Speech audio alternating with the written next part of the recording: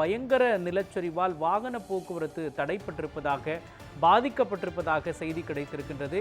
இது குறித்த விவரங்களையும் நீங்க பதிவு பண்ணலாம். அவன் நிச்சயமாக இந்த விபத்தை பொறுத்த அளவில் அதிர்ஷ்டவசமாக பெரும் விபத்து என்பது தவிர்க்கப்பட்டிருக்கிறது என்றே நாம் கூற வேண்டும். நாம் ஏற்கனவே கூறியது போன்று மாநிலத்தை பொறுத்த அளவில் பல்வேறு மாவட்டங்களில் தொடர்ச்சியாக அந்த காவல் என்பது செய்து வருகிறது. அந்த வகையில்தான் கோழிக்கோடு அருகே தாமரை வனச்சாலை பகுதியில் நேற்று நள்ளிரவு திடீரென நிலச்சரிவு என்பது ஏற்பட்டிருக்கிறது.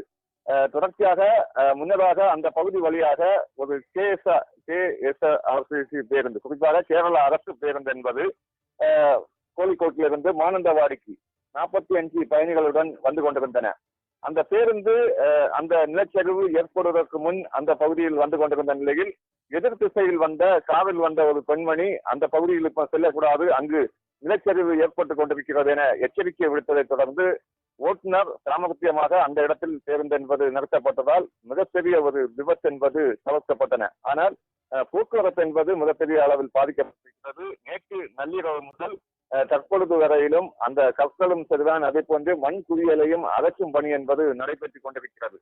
ஆனால் அதிர்ஷ்டவசமாக அந்த 45 பயணிகளுடன் பேருந்து என்பது தப்பியிருக்கிறது. தொடர்ச்சியாக போக்குவரத்து என்பது வயநாடு, குறிப்பாக அருகில் இருக்கும் வயநாடு, அதே போன்று கர்நாடகா செல்லும் அந்த தேசிய நெடுஞ்சாலை என்பதால் தொடர்ச்சியாக போக்குவரத்து என்பது கடுமையாக பாதிக்கப்பட்டிருக்கிறது. நீண்ட வரிசையில் சரக்கு லாரிகளும் சரிதான், அதே போன்று சுற்றுலா செல்லும் பயணிகளும் நீண்ட வரிசையில் காத்திருக்கும் ஒரு காட்சி என்பது பார்க்க முடிகிறது. பல பகுதிகளிலிருந்து மாற்றுப்பாதை வழியாகவும் அந்த வாகனங்கள் என்பது இயக்கப்பட்டிருக்கின்றன. ஆனால் இயக்கப்பட்டிருந்தாலும் போக்குவரத்து என்பது கடுமையான ஒரு பாதிப்பு என்பது ஏற்பட்டிருக்கிறது. மறுபுறம் அந்த கற்களையும் சரிதான், அதே போன்று மண் குவியலையும் அகற்றும் பணி என்பது JCB இயந்திரம் மூலம் தற்பொழுது நடைபெற்றுக் கொண்டிருக்கிறது.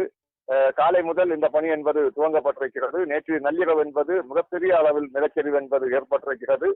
தொடர்ச்சியாக லேசான மழை என்பது பெய்து கொண்டிருக்கும் இந்த நிலையில் இந்த நிலச்சரிவு ஏற்பட்டிருப்பதன் வீரியத்தை குறித்து ஆராய புவியியல் துறை அதிகாரிகளும் அந்த பகுதிகளில் முகாமிட்டு ஆய்வு என்பது மேற்கொண்டு வருகின்றன. ஏற்கனவே மழை தென்மேற்கு பருவமழை என்பது தீவிரமடைந்து வந்த நிலையில் மலையோர பகுதிகளுக்கும் சரிதான், அதே போன்று கடலோர பகுதிகளுக்கும் சுற்றுலா பயணிகள் செல்லக்கூடாது என ஒரு அறிவுறுத்தல் என்பது வழங்கப்பட்டிருந்தன. ஆனால் கடந்த சில நாட்களாக மழையின் தாக்கம் என்பது மெல்ல மெல்ல குறைந்திருக்கும் நிலையில் இந்த கட்டுப்பாடுகள் என்பது தளர்த்தப்பட்டன. இந்த நிலையில்தான் இந்த நிலச்சரிவு என்பது ஏற்பட்டிருக்கிறது. இந்த நிலச்சரிவு எதனால் ஏற்பட்டிருக்கின்ற ஒரு சாத்தியக்கூறை கண்டறிய தற்பொழுது அதிகாரிகளும் அந்த பகுதிகளில் முகாமிட்டு தற்பொழுது ஆய்வு என்பது நடத்தி வருகின்றனர். மோகன், விரிவான விவரங்களையும் காட்சிகளையும் வழங்கியதற்காக நன்றி ரமேஷ்குமார்.